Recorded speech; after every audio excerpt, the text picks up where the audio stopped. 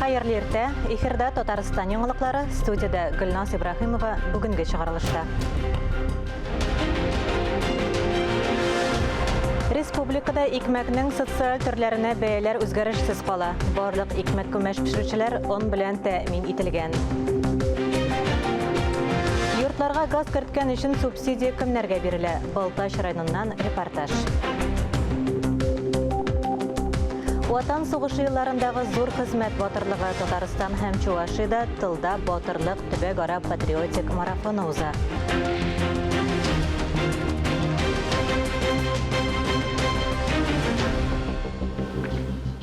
Татарстан Республикасы президенты Рөстәм Миңнеханов Үзбәкстанда берничә эшлекле очрашу уздырды. Чирчек технопаркын ачуда катнашты, дәүләт җитәкчесе Шәүкәт Мирзиев белән хезмәттәшлекне үстерү турында фикер алышты.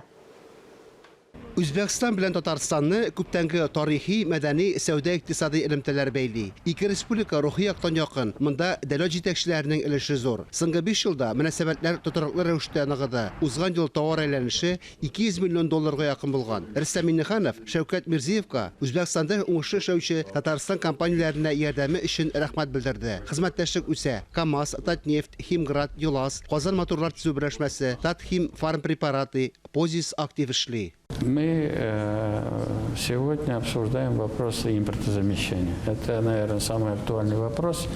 И во многих этих вопросах Узбекистан мог бы быть нашим партнером, в том числе для Российской Федерации. Чирчик химия индустриаль технопаркын ачу хезмәттәшлекне киңәйтүгә зур өлеш кертергә тиеш. Ул Татарстан Химграды белән Үзбәкстан партнерларының уртак проекты. Беренче резидентлар Татарстанның 3 компаниясе. Рөстәм Миңнеханов Үзбәкстан премьер-министры Абдулла Арипов белән очрашуда башка зур компанияләрнең проектларын тәкъдим итте. Сүз КамАЗ йөк машиналарын, автобусларын, электробусларын, Түбән Кама шин компаниясе продукциясын китерү, Татнефть автозаправкалары шелтәрен киңәйтү турында барды. Хезмәттәшлекне киңәйтү буенча документларга кул куйдылар. Шул исәптән Иннополис вәкилләре белән дә. Анда цифрлы трансформация өлкәсендә белгечләр әзерлиләр. Татарстан президенты Үзбәкстандагы татар җәмәгатьчелеге вәкилләре белән очрашты. Алар 300 меңгә якын кеше. Рөстәм Миңнеханов Идел буе Болгар дәүләтенең ислам динен кабул итүгә 1100 ел тулуына бәйрәм итүгә бөтендә татар конгрессы съездына чакырды. Көздән Үзбәкстанда татар кызы конкурсы финалы уза. Фанис Мөхәммәтов, Илмира Исмәгыйлова, Татарстан яңалыклары. Язгы ташуга әзерлек бара. Республикада 200 торак пункт 20 күперне социаль яктан әһәмиятле кайбер объектларны су басу куркынычы бар. Быел кар күп. Муниципаль берәмлекләргә язгы ташуга әзерлек режимына күчәргә тәкъдим ителде. Булар хакында хөкүмәт йортында сөйләштеләр. Кайбер елгаларда су күтәрелә башлады инде. Республикада оператив план төзелде. Коткаручылар алдына бурычлар куелды. Тышкы төзекләндерү комитеты яңгыр канализацияларының торышы буенча заявкалар ала. Высота снежного покрова по территории республики превышает среднемноголетние значения, поэтому паводок нынешнего года, возможно, пройдет по напряженному сценарию. Шулай дип фаразларга сәбәпләр бар. Казан судан башка да иң куркыныч елгаларның исемлеге төзелгән. Ожидается максимальный уровень воды, которые могут достичь опасных явлений. Это Кубня в районе Чутеева, Карла, Казан в районе Арска. 200 торак пункт хәү-хәтер зонасында. Бу авыллар исемлеге зыян күрү куркынычы астында. Якынча 20 күперне һәм берничә социаль әһәмияткә ия объектларны су басу куркынычы бар. Муниципаль берәмлектә язгы ташуга әзерлек режимына күчәргә тәкъдим ителде. Коткаручылар инде вазгыятьнең начарлануына әзерләнә башлады. Су басу оператив планы эшләнгән. Спланировано 158 пунктов временного размещения, более чем на 41 тысячу человек. Для выполнения противопаводковых мероприятий создана группировка сил и средств численностью свыше 17 тысяч человек. Казанда кайнар линиялар эшли башлады. Шалтыратуны открытый Казан системасы яки сайтта кабул итәләр. Бу элемтәләр буенча күп фатирлы йортларда яшәүчеләр дә мөрәҗәгать итә ала. Шәхси йорт хуҗаларыннан шалтырату район администрацияләрендә дә кабул ителә. Алия Галиуллина, Булат Шакиев, Тахир Хәсәнов, Татарстан яңалыклары. Татарстанда социаль ипи кыйммәтләнмәячәк. Бу хакта икмәк пешерүчеләр үзләре сөйли. Әлбәттә, хәзер шималга бәяләр орта җитештерү кыйммәтләнә. Шуңа да карамастан, бу төр икмәкне киштәләргә шул ук күләмдә һәм элеккеге бәяләрдән китерәчәкләр. Тулырак хәбәрчеләребез язмасында. ипине җитештерү аның күләме һәм тышкы кыяфәте элекке, эш шартлары яңаша булганда бәяләр артуга ничек тә юл куймаска кирәк. Комбинатта шимал кыйммәтләнде дип белдерәләр, әмма сатып алучылар моны сизәргә тиеш түгел. Бу Казанның иң ире икмәк-күмәч комбинатларына тулы куәтне эшләргә мөмкинлек бирә. Монда төп бурыч икмәкне кибетләргә өзлексез китерү. Җитештерү потенциалы бик зур, социаль ипигә кытлык булмаячак, башкача булырга мөмкин дә түгел.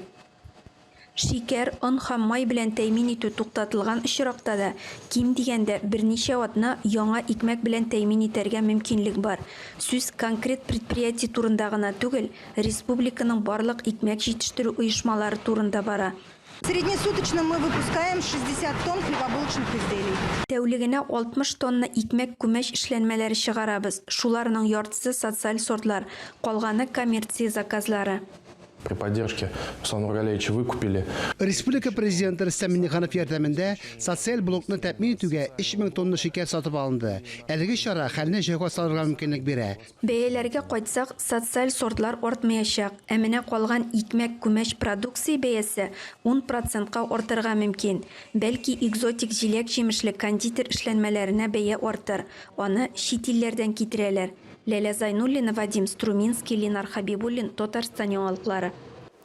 Татарстан прокуратурасы шикәр кымы җитештерүчеләр һәм сатучылар алдына катгый бурыч куйды. Бу һәм зәй заводлар җитәкчеләренә күзәтчелек ведомствосыннан кисәтү хатлары җибәрелде. Шул ук вакытта полиция хезмәткәрләре Казанда бер алып сатарны тоткарлаган. Так, один мешок, да, правильно? Да, один мешок, 5-150. Хәзерге шартларның криминаль кадры. Чит ил машинасы багажнигында корал, валюта, наркотик түгел, татлы товар. 50 килограммлы шикәр капчыгы. На вечер у меня остаток остался 3 мешка до завтрашнего утра.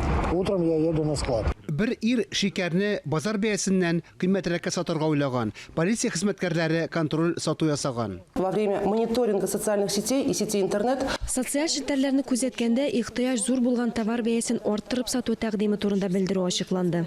Минем коллегам да тәмле ашамлыкны кыйммәт бәядән тәкъдим итүчеләрне ачыклау өчен интернеттагы белдерүне укып шалтыратты. Сколько мешок выйдет, получается? 4500 выходит. Привожу такого множества. Тоже здесь сейчас вольтки не разбежишься. Нельзя же вот таковой вот продавать. Многие боятся. Я в том числе. Социаль челтәрләрдә тәкъдимнәр күп. Полиция хезмәткәрләре спекулянтларны тоткарлый башлады. Хәзер җитештерүчеләр һәм тәэмин итүчеләрдә контрольдә.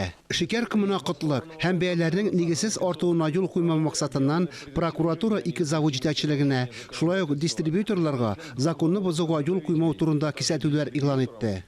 Җыелган материаллар монополия каршы хезмәткә җибәрелде. Эшчәнлекнең законсыз булуы ачыкланса, кагыйдә бозучылар җавап тотачак. Фарис Мөхәммәтов, Вадим Струминский, Владимир Юрков, Татарстан яңалыклары. Көнбатыш илләренең кайбер санкцияләре республика икътисадына уңай йогынты ясый. Әйтик, робот симуляторларны медицина югары уку йортлары һәм компанияләре сатып ала. Продукция чит илләргә дә сатыла, ә компонентларның 95% үзебезнең илнеке. Доктор, я плохо себя чувствую. Подобных фраз заложено достаточно много. Авызны команда буенча ача, турыдан-туры күзгә карый, буларның барысы белән бер төймәгә басып идарә итеп була. Бу симулятор йөрәк иянәгендә сурәтләргә сәләтле.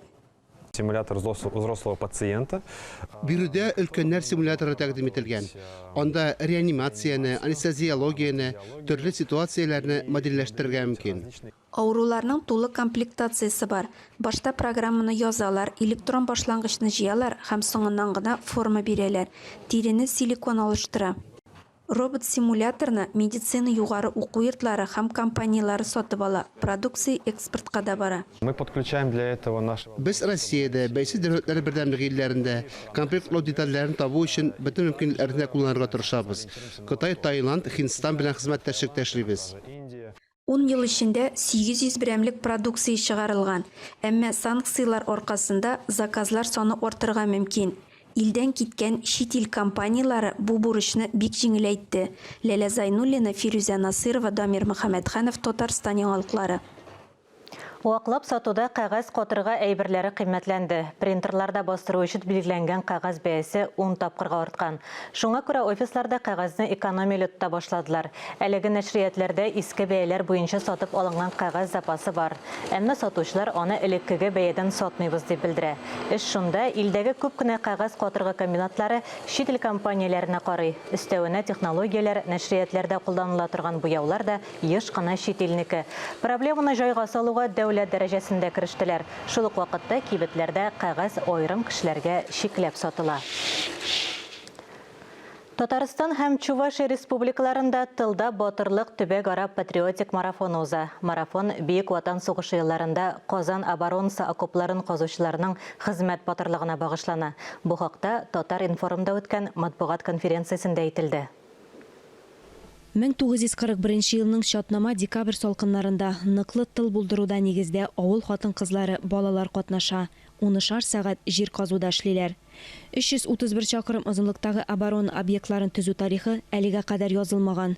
Геройларның исемнәре дә билгеле түгел. Патриотик марафонның максаты ватанны саклаучыларны искә алу, яшьләрдә патриотлык тәрбияләү. Такие события, они направлены прежде всего на то, чтобы сформировать у подрастающего поколения, у тех, кто постарше, у родителей этих молодых людей, которые будут вовлечены в проект, чувство осознанного патриотизма. Марафон 29 апрельдән башлап 5 майга кадәр дәвам итә. Ул зур концерт белән тәмамлана. 4 майда филармония сәхнәсендә ике республиканың иң яхшы иҗат коллективлары чыгыш ясар дип көтелә. Алия Галиуллина, Гүзәл Зайнакова, Тахир Хәсәнов, Татарстан яңалыклары.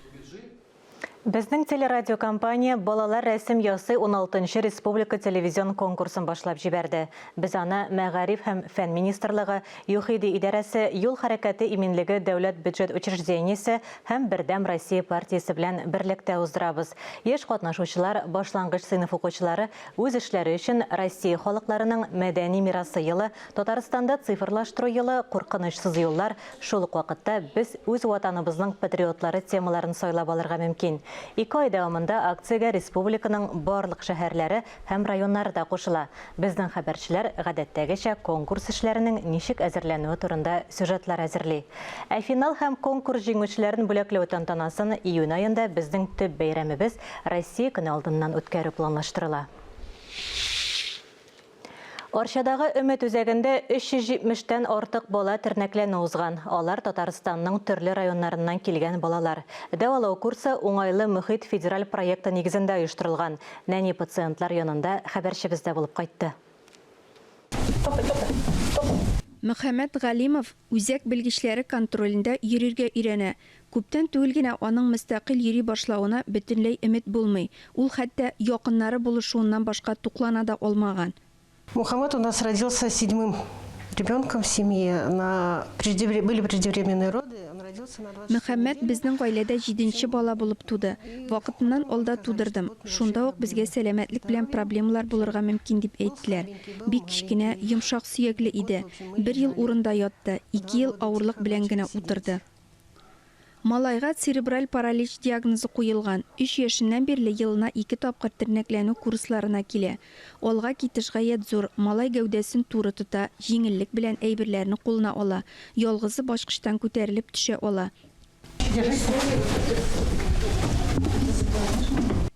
Һәр ай сайын Өмет тернәкләндерү үзәгенә мөмкинлекләре шикләнгән 30-дан артык бала килә. Стационар һәм ярым стационар дәвалау балаларга комплекслы Монтессори методикасы буенча дәресләр үткәрәләр. Мондый алым белән тернәкләнү меңләгән балага ярдәм иткән. Тернәкләндерү өчен безнең үзәктә барлык шартларда тудырылган. Тернәкләндерү җиһазлары байтак. Балалар интерактив күнегүләр белән шөгыльләнергә бик яраталар. Җиһазны быел сатып алганнар. Шулай ук яңа ел алдыннан иганәчеләр ярдәмендә тоз белән дәвалау бүлмәсендә ачтык. Ә уңайлы мөхит федераль программасы буенча үзәктә церебраль паралич белән авыручы балаларны дәвалау өчен яңа җиһазлар, Атлант костюмы, Иксабот тренажеры, башка җайланмалар алынган. Тиздән үзәктә саф һавада шөгыльләнү өчен заманча балалар мәйданчыгы да барлыкка килә. Ләйлә Зайнуллина, Елизавета Жукова, Илдар Галаутдинов, Татарстан яңалыклары, Орча районы. Башка темаларга күчәбез. Татарстанда мошенниклыкның яңа түрі барлыкка килгән. Җинаятьчеләр пенсионерларны дефолт белән куркыта, акчалата банкнотларны алыштырырга тәкъдим итә. Әйтик, Чаллы шәһәрендә яшәүче 87 яшьлек хатын-кызга билгесез хатын шалтыраткан. Үзен пенсия фонды хезмәткәре итеп таныштырган, илдә финанс кризисы турында хәбәр иткән. Тиздән Россиядә банк билетлары алышына дип алдалаган. Акчасы булуы белән кызыксынган. Шуннан соң аферист пенсионер ханымга аның хезмәттә килеп, нинди банкнотларны алыштырып булуын белдергән. Шикләнми торган пенсионер ханым шкафтан үз акчаларын алып, аларны алдакчы кунакка тапшырган. Таныш булмаган кыз пенсионерның 470 мең сумын алып киткән. Ярык тагарак янында утырып калмыйм дисәгез, мошенникларның мондый шалтыратуларына ышанмагыз. Яңалыклар программасын дәвам итәбез. Республикада шәхси йортларны газга тоташтыруга җиһазлар сатып алу өчен субсидия бирелә. Татарстанның 20 меңгә якын гаиләсе аннан файдалана ала. Субсидия алу өчен нинди документлар кирәк һәм кая мөрәҗәгать итәргә? Балтач районыннан репортаж. Хысайновлар гаиләсе әле күптән түгел генә яңа йорт салып кергән. Иркен, уңайлы, җылы. Шәхси йортларны газга таштыру буенча республика программасы булышкан. Идәннәргә кадәр җылытыла. Газ плитәсендә тәмле ашамлыклар әзерләргә мөмкин. Өстәвенә, әлеге программа буенча чыгымнарның зур өлешен гаилә субсидия рәвешендә кире кайтара ала. Как многодетная семья, мы претендуем на эту субсидию. Күп балалы гаилә буларак, без бу субсидиягә дәгъва итәбез. Газ үткәргәндә 100 мең сумга якын акча тоттык. 80 мең сумга якын акчаны кире кайтарырга кирәк. Мондый программаның булуы бик яхшы. Дәүләт халыкка ярдәм итә. Бу программа газлаштыруда экономия ясарга булыша. Сүз газ җиһазлары сатып алган һәм 4 хуҗалыгы шикләре эчендә газ үткәргән өчен бер тапкыр бирелә торган түләү турында бара. Мунча, Караш, Каралты, Кура, Теплицага газ үткәрү мөмкинлеге бирелә. Газлаштыруны раслаучы документлар пакетын җыеп, җирле социаль яклау бүлегенә алып кирергә кирәк. Барлык процедура 10 минутка якын вакытны алды.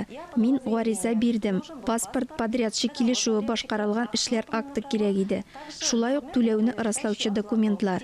10 көн ичендә әлеге субсидияның бирелүе турында СМС хәбәр килергә тиеш. Иң күп субсидия Бик Ватан сугышы ветераннарына, беренче һәм икенче төркем инвалидларга, күп балалы гаиләләргә, керемнәре 10 мең сумнан ким булган гаиләләргә 80 мең сумга кадәр бирелә. 10-19 мең сум керемле гаиләләргә аена 60 мең сумга кадәр акча каралган. Җирле газетага белдерү урнаштырганнан соң җирле радио, авыл җирлекләре җитәкчеләре аша мөрәҗәгать итәләр. 40-ка якын кеше безгә мөрәҗәгать итеп документлар җыя. Документларны кабул итүгә 8 ай вакыт калып бара. Соответствующим заявлением необходимо. Гариза белән 2022 елның декабренә кадәр яшәү урыны буенча социаль яклау органнарына мөрәҗәгать итәргә кирәк. Субсидия 2021 елның 21 апреленнән бирле үткәрелгән эшләр өчен бирелә. Проект эшләре, төзелеш-монтаж эшләре, участок эчендә газ үткәрү, шулай ук йорт эчендә газ җиһазларын сатып алу чыгымнарын исәпкә алына. Республика җитәкчелегенең бу инициативасы Татарстанның 20 меңгә якын гаиләсен газлаштыруда матди булышырга мөмкинлек бирә. Фанис Мөхәммәтов, Инна Данилова, Ира Хәмидуллин, Татарстан яңалыклары. 1 һәм 3 апрельдә Казанда Россия милли драма театрының зур гастрольләре уза. Бөтен Россия гастроль концерт планы үзен заманча мәдәният өлкәсендә мөһим һәм кирәкле проект буларак күрсәтте. Проектның максаты халык иҗатын һәм театр сәнгатен саклап калу һәм популярлаштыру. Аның үзенчәлеге күп милләтле илнең барлык халкыда үз төбәкләрендә профессиональ халык сәнгатенең иң яхшы казанышлары белән таныша алуы. Спектакльләрне Пушкин картасы программасы буенча да карарга була. Бүген бөтен дөнья туберкулез авыруына каршы көрәш көне. Ул йогышлы авыруны дәвалау һәм аннан саклану өчен киң җәмәгатьчелекнең игътибарын җәлеп итү максатыннан билгеләнгән. Татарстан радиосының иртәнге турыдан тур эфирында Идел буе федераль округының баш фтизиатры профессор Рауль Вәлиев республикада туберкулез белән авыруның торышы, дәвалау мөмкинлекләре, йогыштан саклану чаралары турында сөйләде. Тыңлаучыларның сорауларына җавап бирде. Безнең берничә сорауга да ачыклык кертте. Рауль Шамилевич, хәерле иртә.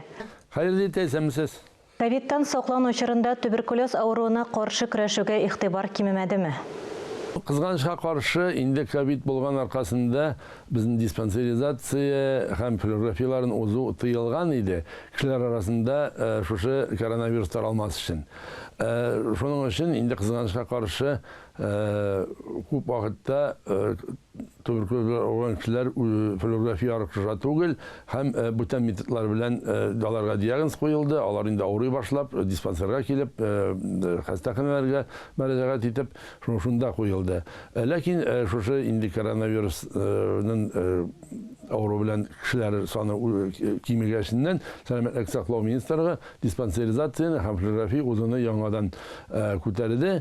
Шуның өчен бу очракта инде әйтеп була, дөрестән дә пандемия вакытында туберкулез белән авырган кешеләрнең саны кайбер өлкәләрдә артты һәм туберкулездан үлүчеләрнең дә саны кызганычка каршы артты.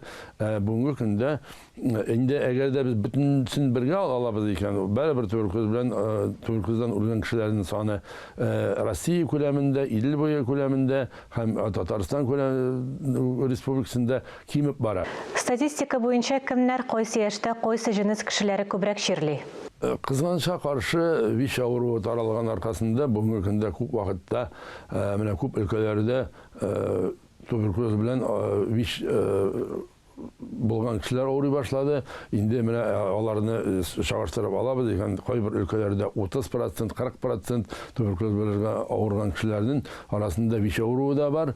Һәм иң беренче ВИЧ башлана, шуңа инде өстәле туберкулез. Булай бүгенге көндә балалар арасында, яшүсмерләр арасында туберкулез белән авыру саны бик ким. Алар республика күләмендә 10-15 кеше генә дип әйтеп була. Инде күбрәк, күп вакытта менә шу яшьләр безнең инде 30 яшьтә, 40 яшьтә булган кешеләр туберкулез белән авырый башлыйлар. Туберкулезның вакытында ачыклау өчен нинди тикшерүләр кирәк?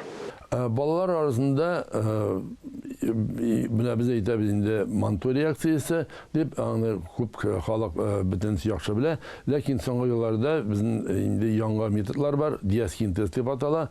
Ул яхшырак һәм ул инде дөресрәк дип әйтеп була.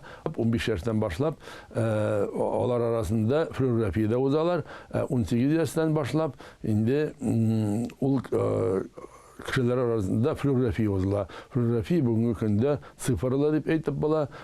Инде нурлану дозасы бик аз, шуның өчен флюорографиядан куркасы юк. Авыру югудан саклану өчен нинди чаралар күрергә тәкъдим итәсез? Әгәр дә инде кеше контактта булган икән туберкулез белән, ул вакытта ул мөрәҗәгать итәргә тиеш табибларга, фтизиаторларга, алар уздырачак тикшерү, инде ул аңа узыла менә шушы флюорография рентген уздырыла, диаскин тест. Әгәр дә анда авыру юк икән, ул вакытта аңа профилактик дозасында бирелә дарулар, ул дарулар белән кулланырга тиеш 2-3 ай. Кеше әгәр дә инде авыру табыла икән, ул вакытта дөрестән дә аны давалыйлар. Шуннан тыш әйтеп була, менә без әйтәбез инде сәламәтлек сакларга кирәк. Вакытында ашарга, вакытында йокларга, вакытында тикшерелергә, инде менә бу алкоголь эчемлекләре белән инде кеше куллана да икән, алкоголикка әйләнмәскә. Шуның өчен менә без әйтәбез инде, русча әйткәндә общездоровительные мероприятия дип, кеше здоровый образ жизни дип әйтәбез. Менә шуның өчен әгәр дә кеше шулар белән куллана икән, ул вакытта туберкулезга авырмаячак. Хәзерге шартларда республикада туберкулезны дәвалау мөмкинлекләре нинди?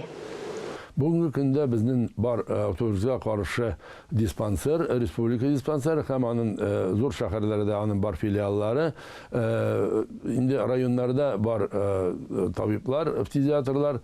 Шуның өчен бүгенге көндә туберкулезны дәвалау мөмкинлекләре бик күп. Дарулар бөтенесе бар. Компьютер томография уздырырга мөмкин ул кешеләргә. Бушка дип әйтеп була, бүтән тикшерү, туберкулезга каршы тикшерү, ул буш халык өчен, шуның өчен хөкүмәт бүгенге көндә бүтән ярдәмен күрсәтергә тырыша. Рауль Шамилевич, әңгәмәгез өчен зур рәхмәт. Сез Идел буе федераль округының баш фтизиатры профессор Рауль Вәлиев белән әңгәмә карадыгыз. Әлеге сәгатькә шундый яңалыклар иде, берничә минуттан эфирыбызны хәерле көн Татарстан тапшыруы дәвам итә. Без яңалыклар иҗат төркеме бүгенгә саубуллашабыз. Үзегезне һәм якыннарыгызны саклагыз. Сау, сәламәт булыгыз.